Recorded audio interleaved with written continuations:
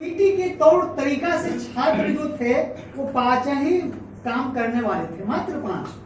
आपने नाम सुना होगा, खुदीराम बोस, राजगुरु, सुखदेव, बटुकेश्वर दत्त जो पटना से माने जाते हैं, और इनके गुरु जो थे चंद्रशेखर आजाद। चंद्रशेखर आजाद थे।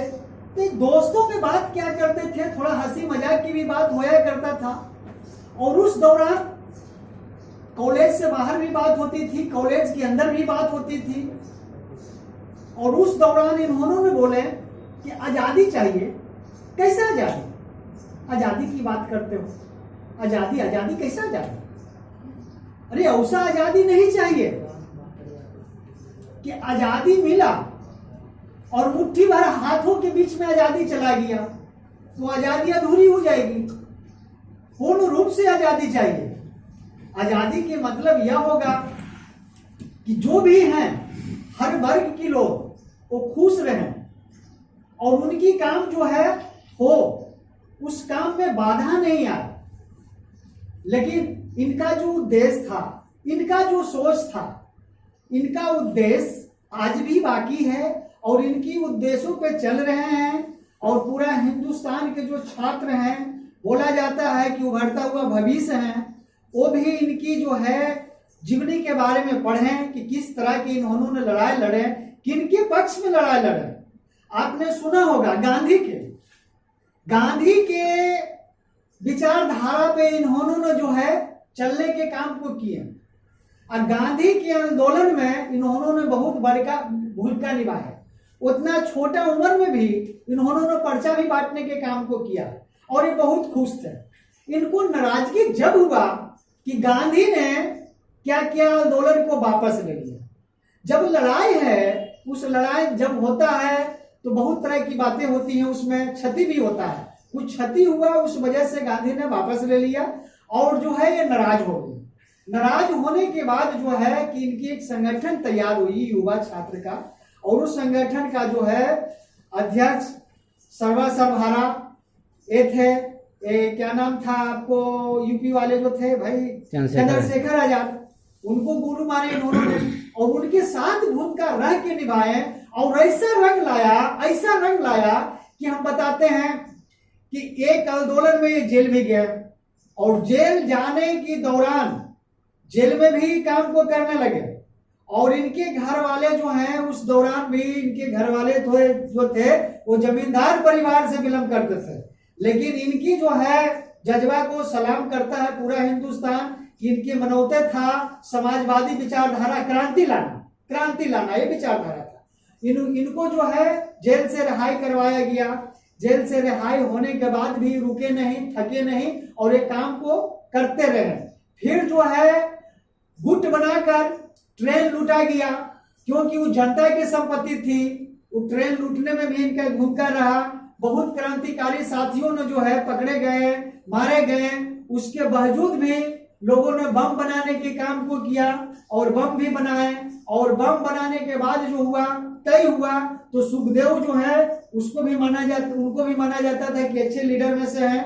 तो तालमेल जो हो रहा था सुखदेव के असेंबली में जाने के लिए, लेकिन भगत सिंह ने अपने जिद पे अड़ गए कि हमसे बेहतर कोई नहीं कर सकता है, वहां पे असेंबली में जाएंगे तो हम ही जाएंगे। इनको चंद्रशेखर आजाद और बहुत लोगों ने, सीनियर लीडर ने जो है इनको समझाने की कोशिश को किए, लेकिन अपनी जबान पे अटल रहे। अंत में जो है लोगों ने समझ लिए कि नहीं ठीक है, ये कह रहा है तो इसी को भेजा जाए। असेंबली में जाने के लिए जब मीटिंग हुई तो बोले कि तुम्हारे साथ कौन जाएगा बोलिए। तो बटुकेश्वर दत्त के इन्होंने नाम लिया और बटुकेश्वर दत्त दोनों ही गए वहां पे, अच्छे से बैठने के बाद जो है असेंबली शुरू हुआ। और असेंबली में देखते रहे और उस जगह पे इन्होंने बम को फेंका कि जो किसी को क्षति ना हो। और जो है साथी जीपी ने बताया है, ये क्या आरएल भाई ने भी बताया, और उस जगह पे इन्होंने फेंके कि जो क्षति ना हुआ। और फेंकने के बाद जो है ये फायरिंग भी करने लगे और इनके चेहरा पे कोई घबराहट नहीं हुई थी और किसी में कैपेसिटी नहीं था कि अंग्रेज के कोई सिपाही इन्हें धर ले। डर के मारे इनके पास नहीं आ रहा था। लेकिन ये गिरफ्तारी जो है अपने मर्जी से दिए हैं और गिरफ्तारी देने के बाद जेल में एकदम खलबली सी मच गया। और जो है इन्होंने कई एक जगह पे बोले भी कि अगर जेल में रहकर हम काम को करेंगे तो बाहर के लोग जो हैं वो देखेंगे और हमारी विचारधारा अच्छा लगेगा तो हमारे साथ आएंगे, हमारे विचारधारा के साथ आएंगे, लड़ाई में मतलब सब साझेदारी निभाएंगे। तो उन्होंने जो है इस काम को किए और हिंदुस्तान के जनता ने इनको हेल्प करने के भी काम को किया। हाँ, उस दौरान गांधी ने अगर इन्हें बचाने के प्रयास करता तो इनके शायद शहादत नहीं होती, ये बच जाते। लेकिन उन्होंने कहा कि हमारी जो रास्ता है वो हिंसावादी रास्ता नहीं है।